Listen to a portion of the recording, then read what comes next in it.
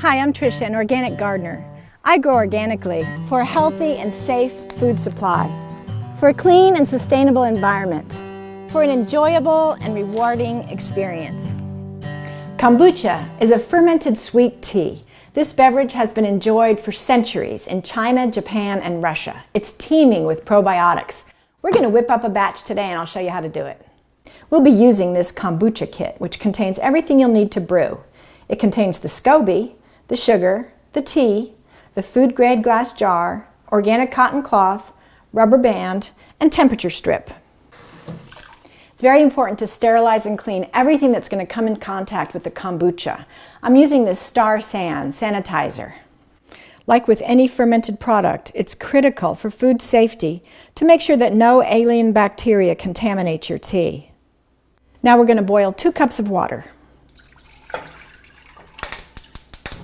It's recommended to use distilled or reverse osmosis purified water if you have chlorinated water.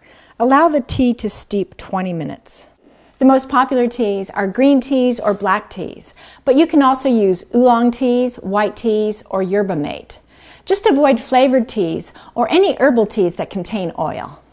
The fermenting kombucha will create a very acidic environment from a pH of 3.0 up to 4.5. That's why it's very important to use only a glass jar for fermentation. While we're waiting for the tea to steep, I'm going to add the temperature strip to the fermenting jar. Just remove the tea bag and add the tea to the fermenting jar. And then add the sugar. You can use white sugar or cane sugar.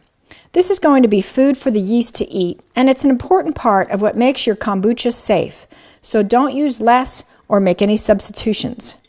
Don't use sweeteners like stevia or xylitol because they're inedible to yeast. Avoid honey, which contains its own set of microorganisms and can retard the growth of the other microbes. Also avoid brown sugar, which will give the tea an off flavor. Now add 4 cups of cold water. Once the temperature strip reads below 90 degrees, you can add your SCOBY and starter culture. SCOBY stands for Symbiotic Colony of Bacteria and Yeast, and this disc contains all the microorganisms that are going to be used to ferment the tea. Again, make sure everything that touches your SCOBY is sterile to avoid contaminating your tea. Add the cotton cloth over the top of the jar and secure it with the rubber band. And then set the jar in a warm location out of the direct sunlight for about a week.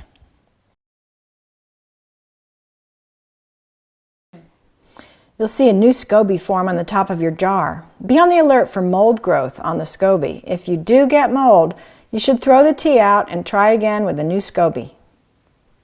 Using a sterilized straw, you can taste your kombucha. Just put the straw in, put your finger over it, get a little bit of your tea out. Time to taste. Remember, if your kombucha looks, tastes, or smells bad, throw it out. An important home preservation maxim is, when in doubt, throw it out.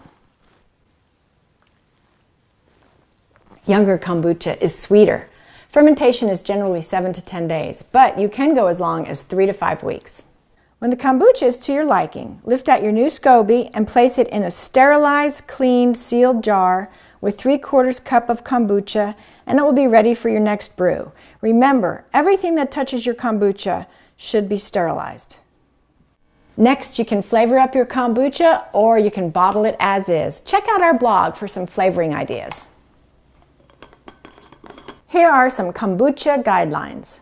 Store your kombucha in the refrigerator.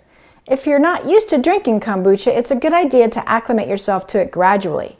It's a good idea not to drink more than 8 ounces of kombucha a day because of its acidity.